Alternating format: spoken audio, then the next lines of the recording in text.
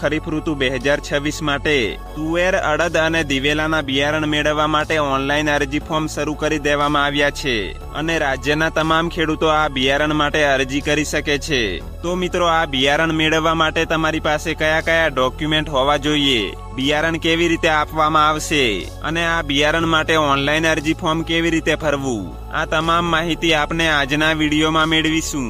તેથી વિડીયોને છેલ્લે સુધી જોતા રહેજો। અને જો મિત્રો, આ બિયારણ મેળવવા માટે તમારે ઘરે બેઠા જ ફોર્મ ભરાવવું હોય તો આ નંબર પર ડોક્યુમેન્ટ મોકલી આપશો એટલે તમને ઘરે બેઠા ફોર્મ ભરી આપવામાં આવશે। હવે મિત્રો, ફોર્મ ભરવા માટે સૌપ્રથમ તમારે તમારા મોબાઈલમાંથી કોઈ પણ એક બ્રાઉઝર ખોલી લેવું, ત્યારબાદ JAU એવું લખીને સર્ચ કરો। હવે આ લિંક ઉપર ક્લિક કરો એટલે તમારી સામે આવું એક પેજ ખુલી જશે।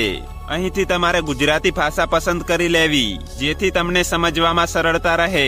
હવે મિત્રો, થોડું નીચે સ્ક્રોલ કરો અને અહીં અલગ અલગ જાતોના બિયારણની ઓનલાઈન નોંધણી કરવા બાબત એના પર ક્લિક કરો। ત્યારબાદ તુવેર, અડદ અને દિવેલાની જાતોના બિયારણ એના પર ક્લિક કરો એટલે અરજી ફોર્મ ભરવાનું પેજ ખુલી જશે। અહીં તમારે તમામ માહિતી ધ્યાનથી વાંચી લેવી, જેમાં બિયારણ ક્યારે, કઈ જગ્યાએ અને કેવી રીતે આપવામાં આવશે તેમજ કયા કયા ડોક્યુમેન્ટની જરૂર પડશે તેના વિશે માહિતી આપેલી છે। અને મિત્રો, આ બિયારણ માટે તમે ચોથા મહિનાની 27 તારીખ સુધી ઓનલાઈન અરજી કરી શકો છો।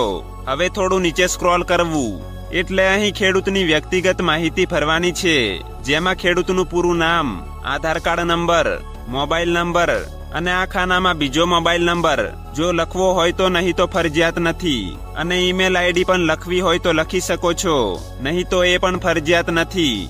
તે પછી મિત્રો, અહીં તમારે બિયારણ અને બેંકની માહિતી ભરવાની છે, જેમાં બિયારણમાં તુવેર, અડદ અને દિવેલા આમાંથી કોઈ પણ એક બિયારણ તમે લઈ શકો છો। જે બિયારણ લેવું હોય તે સિલેક્ટ કરી લેવું। ત્યારબાદ અહીં બેંકનું નામ, ખાતા નંબર અને બ્રાન્ચનું નામ આ માહિતી ભરાઈ જાય તે પછી અહીં તમારે 8 આની નકલ પ્રમાણે જમીનની વિગતો ભરવાની છે, જેમાં તમારે જે જિલ્લામાં જમીન હોય તે જિલ્લો, તાલુકો અને ગામનું નામ સિલેક્ટ કરી લેવું। ત્યારબાદ આ ખાનામાં 8 આની જમીન મુજબ ખાતા નંબર અને અહીં ફરીથી એ જ ખાતા નંબર લખો।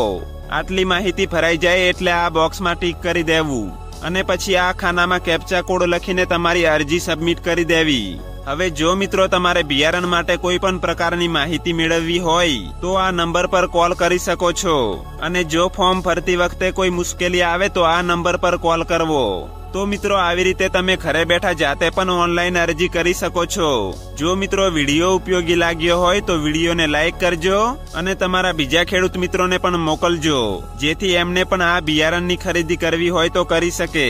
તો ફરી મળીએ મિત્રો એક નવા વિડીયોમાં।